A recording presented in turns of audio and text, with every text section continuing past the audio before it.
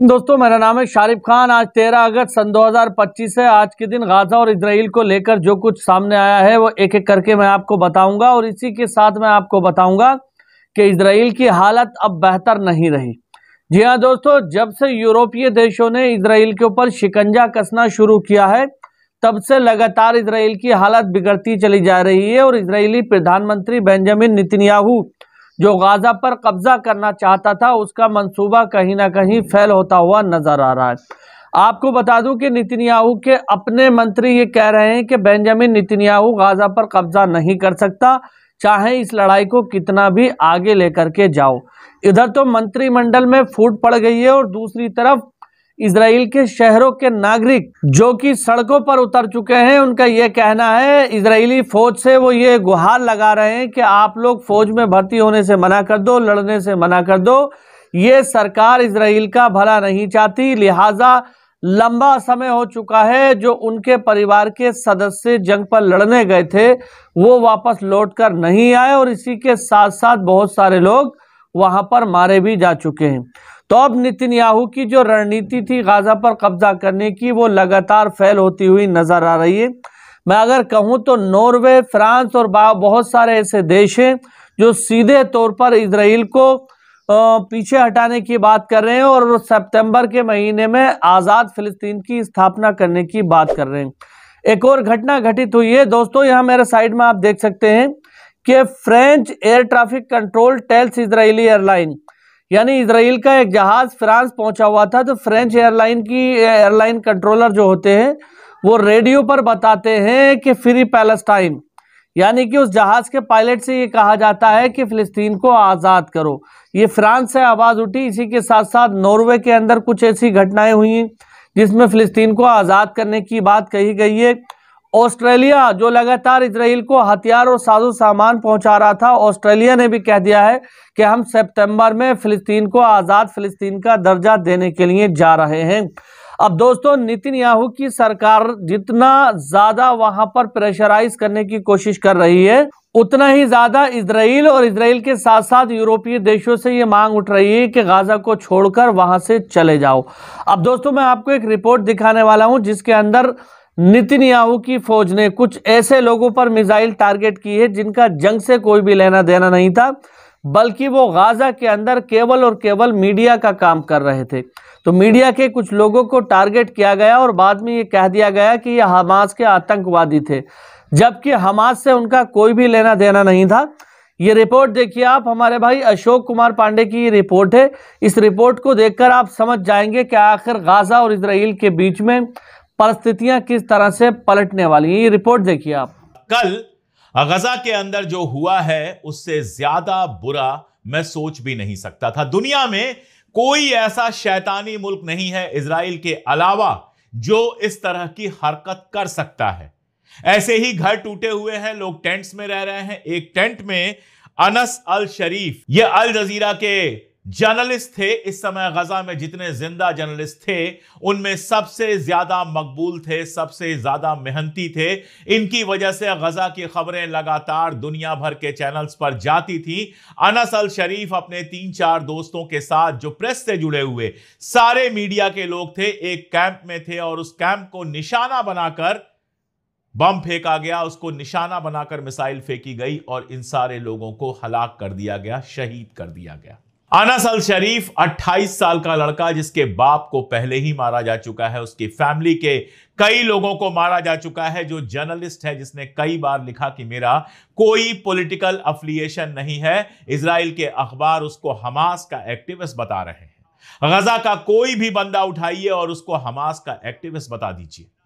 अनस अल शरीफ को निशाना लगा के मारा गया, जो सीधे सीधे जेनोसाइड है, जो सीधे सीधे वार क्राइम है, जंगी अपराध है, युद्ध अपराध है। इजराइल इस शैतानी हरकत के लिए आज नहीं तो कल कीमत जरूर अदा करेगा।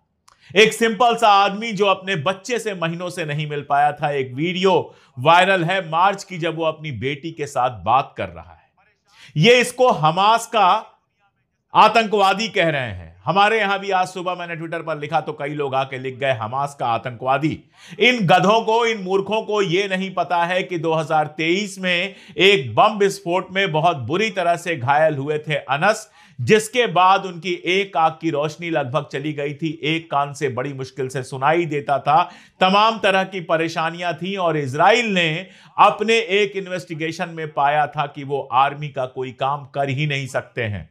जो आदमी बंदूक नहीं उठा सकता, जो आर्मी का कोई काम कर नहीं सकता, जो सेना में भर्ती होने के काबिल है ही नहीं, वो आतंकवादी कैसे हो सकता है। इजराइल का सारा डर बस ये है कि अनस जैसे लोग उसकी सारी हकीकत दुनिया के सामने लाकर रख दे रहे हैं। गजा सिटी पर कब्जे का जो उसका प्लान है, उसको लेकर नेतन्याहू बहुत बुरी तरह से फंसा हुआ है। इंग्लैंड, फ्रांस, बेल्जियम वगैरह तो पहले ही कह चुके थे। अब ऑस्ट्रेलिया के प्राइम मिनिस्टर ने बाकायदा एक वीडियो जारी करके कहा है कि सितंबर में यूएन की जो असेंबली होने वाली है, उस समय फलस्तीन को वो खुद मुख्तार मुल्क का दर्जा देंगे। और ऑस्ट्रेलिया के ये दर्जा देने का मतलब है कि अगला नंबर होगा न्यूजीलैंड का। तो यूरोप से जो प्रोसेस शुरू हुआ था अब पूरी दुनिया में फैल गया है। अमेरिका के सबसे करीबी मुल्क फलस्तीन को खुद मुख्तार मुल्क का दर्जा दे रहे हैं। और इजराइल के अंदर क्या हाल है, ये जो वीडियो आप देख रहे हैं, ये तेल अवीव का वीडियो है, दुनिया में किसी और जगह का नहीं है, इजराइल की अपनी राजधानी का वीडियो है। हजारों लोग सड़क पर हैं, नेतन्याहू से इस्तीफा मांग रहे हैं और कह रहे हैं गजा से वापस लौटो, गजा के अंदर जंग बंद करो। जो होस्टेजेस की फैमिली है वो इसमें शामिल है और अगले हफ्ते कंप्लीट हड़ताल की बात की गई है, आम हड़ताल की बात की गई है। इजराइल को बंद रखा जाएगा और सैनिकों से अपील की जा रही है कि जंग में जाने से मना कर दें। यही नहीं, इजराइल के अखबार वाइनेट न्यूज जैसे अखबार ये खबर छाप रहे हैं कि सैनिक बुरी तरह से थके हुए हैं, फैटीग है, मार मार के बच्चों की हत्या करके, औरतों की हत्या करके थक गए हैं, अब लड़ने की कंडीशन में नहीं है। और सबसे बड़ी बात यह कि इस्मारिच जो सबसे जहरीले मंत्रियों में से एक है इजराइल के, उसका बयान फाइनेंशियल टाइम्स में छपता है कि नेतन्याहू किसी भी हालत में गजा पर कब्जा नहीं कर पाएगा। जो सबसे जहरीला मिनिस्टर है नेतन्याहू का, जो नेतन्याहू का अपना साथी है, कोई गैर नहीं है, सबसे ज़ायनिस्ट, सबसे हत्यारा, वो इस्मारिच सामने आकर कहता है कि नेतन्याहू ये जंग नहीं जीत पाएगा। ये मैं नहीं कह रहा हूं, ये कोई नेतन्याहू की मुखालिफत करने वाला नहीं कह रहा है, उसका अपना मिनिस्टर कह रहा है। तो दोस्तों, अशोक कुमार पांडे की रिपोर्ट देख के आपको अधिकतर बातें पता लग गई होंगी। और इसी के साथ साथ मैं आपको बता दूं कि जब मुसलमान अल्लाह के बताए हुए रास्ते पे नहीं चलते हैं, जब मुसलमान मुसलमानों का साथ नहीं देते हैं, तो अल्लाह गैर मुस्लिमों से भी काम ले लिया करता है।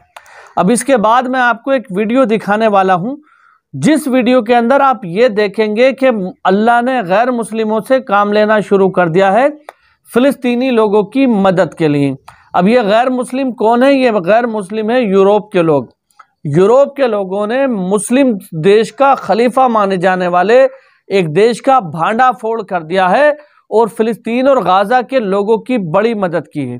ये बड़ी मदद कुछ इस तरह की है कि इसको देखकर आप दंग रह जाएंगे। अभी तक आपने ऐसी खबर नहीं सुनी होगी कि ऐसा भी हो सकता है। क्या लोग इतना नीचे भी गिर सकते हैं कि ऐसा मामला हो जाए। और इसी के साथ साथ आपको बता दूं कि फिलिस्तीन और गाजा की जो जंग है वो केवल मुस्लिम देशों का मसला नहीं है, बल्कि पूरी दुनिया का मसला है। अब इससे ज्यादा मैं क्या कहूं, आने वाली वीडियो के अंदर मैं आपको दिखाने वाला हूं ये सनसनीखेज खबर। वीडियो ज्यादा लंबी हो जाएगी, वो रिपोर्ट भी 5-7 मिनट की है, इसलिए मैंने इस वीडियो में नहीं दिखाई। अगर आप हमारे चैनल पर पहली बार आए हैं तो चैनल को सब्सक्राइब जरूर करें, ताकि आगे आने वाली वीडियो का नोटिफिकेशन आप तक पहुंच जाए और आप उसको देख लें। इंशाअल्लाह ताला अगली वीडियो में मिलते हैं 2 घंटे के बाद। तब तक के लिए खुदा हाफिज, जय हिंद, जय भारत।